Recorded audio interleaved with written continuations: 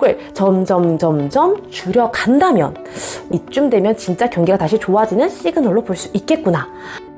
안녕하세요, 영일이채원입니다.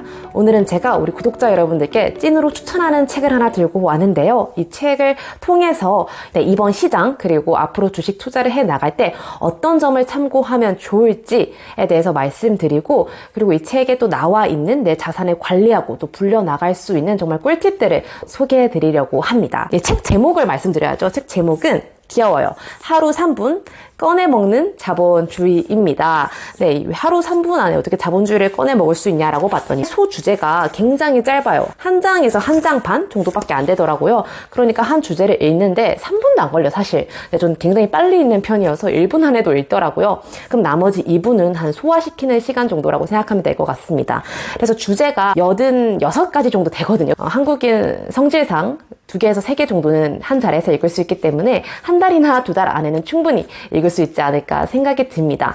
네, 이게 파트가 짧기 때문에 굉장히 좀 어려운 경제임에도 불구하고 살짝 좀 편하게 다가올 수가 있습니다. 여러분이 평소 어려워했던 거시 경제, 국채, 환율, 미국, 달러, 패권, 저는 이런 거를 되게 좋아하는데, 사실 이걸 알아야 왜 이 시장 경제에서 미국이 중요한지, 달러와 그 통화 패권이 왜 중요한지를 좀 이해를 할 수가 있거든요. 그래서 이런 부분이 좀 이해가 필요하셨던 분들은 이 책을 천천히 앞에서부터 역사적인 배경과 함께 읽어가는 것을 추천드리고요. 책에 대한 소개는 그냥 제가 너무 이 책이 마음에 들어서 소개를 한다고 했고, 대신에 구독자 여러분들께 이벤트로 책을 좀 주실 수 있겠느냐 했더니 흔쾌히 주신다고 해서 구독자 이벤트 참여하시면 이 책이 자그마치 19,800원인데 배송비까지 합하면 22,000원이니까 22,000원이면 여러분 국밥시 2그릇이에요. 국밥 2그릇 아낄 수 있는 기회 드립니다. 네, 영상 끝까지 시청해주시면 감사할 것 같습니다. 크게 4가지 파트로 이루어져 있는데, 거시경제, 그리고 주식 투자를 할 때 어떤 것을 보면 좋을지, 3번째, 나의 자산을 굴리고 관리하기 위해서는 어떻게 하면 좋을지, 4번째는 자본주의와 자기 개발의 연관성입니다. 사실 저는 자기 개발서 만 읽거든요. 보시면 알다시피 감성을 찾아볼 수가 없어. 전부 다 자기 개발이에요. 그래서 자기 개발서를 굉장히 좋아하는 사람으로서 자본주의와 자기 개발을 좀 결합해 한다는 점이 제일 좋았습니다. 이게 자본주의, 돈을 공부한다고 하면 굉장히 현실주의자가 되거나 염세주의자가 되거나 부정적이야 되는 게 아닌가라고 생각을 하시지만, 주식시장에서 살아남으려면 사람이 일단 긍정적이어야 돼. 그래야 존버를 하잖아요. 그리고 주식시장에서 낙관주의가 이길까 아니면 비관주의가 이길까라고 하면 무조건 100이면 100 낙관주의가 이긴다고 합니다. 왜냐하면 역사적으로 하락장과 상승장의 비율을 따져봤을 때 상승장은 7, 하락장은 3이었다고 해요. 물론 그 하락장이 원래 아픈 게 좀 오래 남잖아요. 행복한 건 그만 있는데, 그래서 좀 깊고 파급력이 셌던 건 있지만, 그래도 상승했던 그런 비율이 더 높았던 거를 봤을 때 우리가 오랫동안 긍정적인 마음, 희망을 갖고 투자를 했다면 꽤나 괜찮은 수익률을 얻을 수도 있었을 거다라고 이야기를 하더라고요.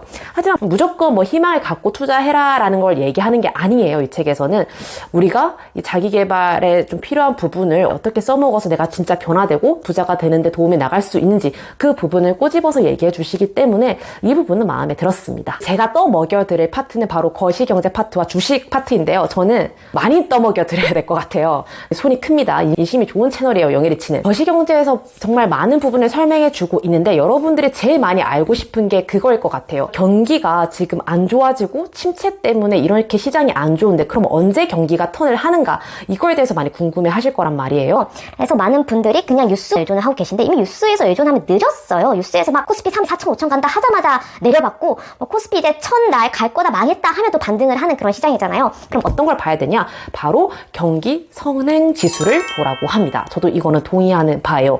경기 선행 지수가 굉장히 많은 거를 모아놓은 지표거든요.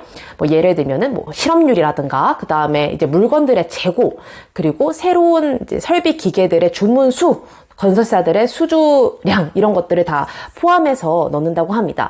사실 경기가 좀 좋아져야 건설사들도 많이 짓고 인프라도 좀 늘어나고 공장에서도 막 기계를 늘리고 할 거 아니에요. 이런 거를 좀 볼 수 있는 지표이기 때문에 저는 어느 정도 신빙성이 있다라고 생각이 들고요. 그리고 경기 선행 지수의 특징 중에 하나가 일관성이라는 겁니다. 하나의 변곡점이 있어요. 한번 이제 꺾이면 좀 이 방향으로 하락으로 하려고 계속 유지하려는 성질을 갖고 있고, 또 여기서 변곡점을 꺾으면 또 상승하려는 그런 성질을 갖고 있다는 겁니다. 네, 그렇기 때문에 우리가 경기 선행 지수의 추이를 보고 있다가 이게 꺾이네 하면은 이쯤부터 경기가 다시 턴할 수 있지 않을까에 대한 힌트를 얻게 될 수 있다는 거죠. 그럼 지금은 어떨까요? 경기 선행 지수 안 좋습니다. 어떻게 보면 최악이라서 그 다음은 좀 더 희망적일 수도 있어요. 그래서 그 하락폭을 점점 줄여간다면 이쯤 되면 진짜 경기가 다시 좋아지는 시그널로 볼 수 있겠구나 라고 보시면 될 것 같습니다. 그리고 저는 한 가지 더 보셨으면 좋겠는데, 한국은 뭐니 해도 수출 중심 국가잖아요. 바로 무역 수지입니다. 무역 수지가 적자이거나 아니면 이전 연도에 비해서 하락을 했다. 그러면 코스피랑 상관계수가 굉장히 높은 지표 중에 하나라서 코스피가 별로 좋지 않을 가능성이 높습니다. 이번에도 벌써부터 아직 시작도 안 했는데 2023년이 무역이 벌써 적자거든요. 근데 뭐 끝은 어떻게 될지 모르니까. 그래서 제가 이전 연도를 계속 살펴봤어요. 코스피가 그나마 박스피 시절에서도 가장 정점을 찍었던 2017, 2018년도에는 무역 수지가 굉장히 좋았습니다. 그리고 좀 안 좋았던 2012년도에는 이전에 비해서 무역 수지가 굉장히 하락하거나 좀 적자였던 그런 상태가 있었습니다. 그래서 우리 한국 경기는 이 무역 수지와 궤를 같이 하는구나 라는 것을 알 수가 있었습니다. 이 점도 참고하면 좋을 것 같습니다. 네, 그리고 이런 한국의 무역 수지에 정말 많은 영향을 끼치는 게 바로 중국과 또 미국의 행보거든요. 중국에서 경기 부양을 시작하면 그 많은 원자재들, 건설 기계들 어디서 올 거예요? 한국에서 또 때려오겠죠. 그렇기 때문에 중국이 경기 부양을 좀 빡세게 먼저 시작하네? 그럼 우리나라도 턴할 기회가 될 수 있는 거고요. 또 미국이 통화 정책, 재정 정책을 완화를 하고 통화량을 푸네? 그럼 이게 또 아시아장으로 들어오겠네? 하면서 이것도 많은 영향을 줄 수 있기 때문에 무역 수지와 경기 선행 지수도 보시되 이 중국의 상황과 미국의 상황도 늘 주시를 하고 있어야 됩니다. 이 정도의 시장 경제 상황은 알고 투자를 하는 게 현명하다는 거죠. 두 번째는요, 주식 투자에 대한 이야기입니다. 주식 투자에 대한 얘기 중에서 제가 제일 마음이 좀 뻥 뚫렸던 부분, 시원했던 부분인데요. 바로 원칙을 보수하지 마라입니다. 우리가 흔히 이제 주식 투자를 할 때 기업 가치를 보는 가치 투자자, 그 다음에 차트와 그런 수급을 보는 기술 투자자, 그 다음에 거시 경제, 시장 경제를 보는 거시 경제 투자자, 맞나? 어쨌든 이런 투자자로 나눠지게 되는데, 사실 이걸 굳이 어떤 게 맞다, 오답이다 할 게 아니라는 거예요. 뭐가 정답이냐? 나한테 수익을 주면 그 투자가 정답인 겁니다. 네, 나한테 맞아야 돼요. 사실 저 같은 경우도 가치 투자의 책을 가장 많이 읽고 가치 투자의 길에 선호하긴 하지만 굉장히 많이 봅니다. 애초에 계속 장기 투자를 하고 있기 때문에 시장이 안 좋아진다고 빠져나올 수 있는 게 아니에요. 이미 제 주식은 들어가 있다고 안 해. 그럼에도 이건 있어요. 시장이 너무 안 좋아지네? 금리가 너무 인상하네? 달러 지수가 이상하네? 하면은 추가 납입을 하지 않는 거죠. 그리고 조금, 진정이 됐을 때 납입을 하는 거지, 무조건 매달 때려 넣어. 이런 식으로는 하지 않는다는 거예요. 그리고 내가 좋은 기업, 내재 가치가 좋은 기업을 발견을 했어요. 그렇다고 바로 들어가냐? 그건 또 아니에요. 뭘 봐요?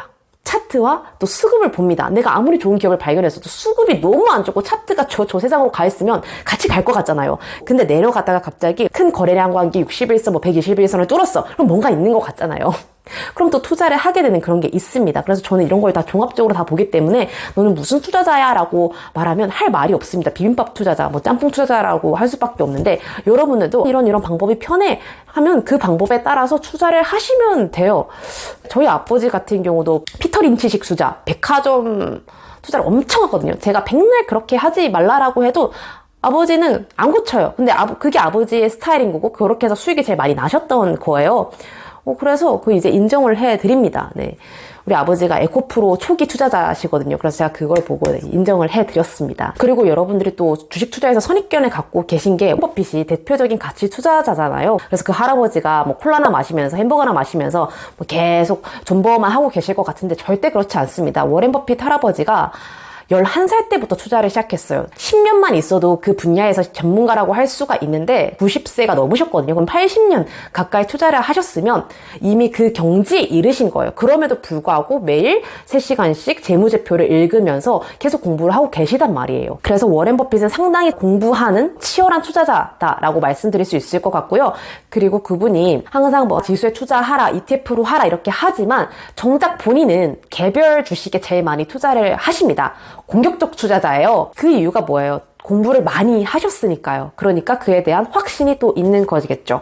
그리고 뭐 장이 안 좋아서 질 것 같네? 그러면 선물 옵션, 풋 옵션도 때려버려요. 그런데 너네들은 공부를 그만큼 안 하니까 좀 상대적으로 안전한 ETF를 하라, 국채 투자를 하라 이거지 개별 기업 투자나 뭐 그런 걸 하지 말라는 게 아니었습니다. 들어올 깜냥이 되면 하라는 거였어요. 전 잘하고 있어요. 좋게 봐주시고요.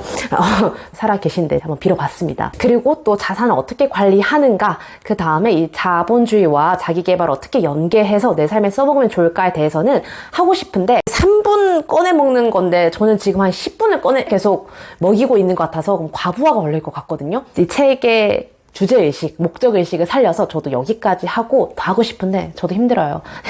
다음 시간에 조금 더 해보도록 하겠습니다. 이 구독자 이벤트 참여 방법은 간단합니다. 여러분들의 메일 주소를 남겨주세요. 그냥 띡 남기면 좀 그러니까 여러분들이 앞으로 이 자본주의 세상에 살아가면서 뭐 드는 각오 혹은 나에게 하는 긍정적인 한마디도 괜찮습니다. 저가 아니라 여러분들 스스로에게요. 네, 무병장수 일확천금 이런 것도 괜찮으니까요. 저는 말과 글에는 힘이 있다라고 생각을 하거든요. 그래서 여러분 스스로에게라도 댓글로라도 좋은 얘기 많이 남아주셨으면 좋겠어요.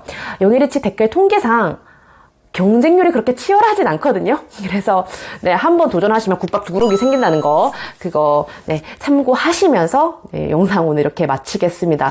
어쨌든 저는 이 책 되게 재밌게 유용하게 잘 읽었고 앞으로도 계속 좀 참고하면서 읽을 예정입니다. 그럼 다음 시간에 또 만나요. 안녕. 네, 오늘 소화 되셨죠? 네, 천천히 드세요. 천천히.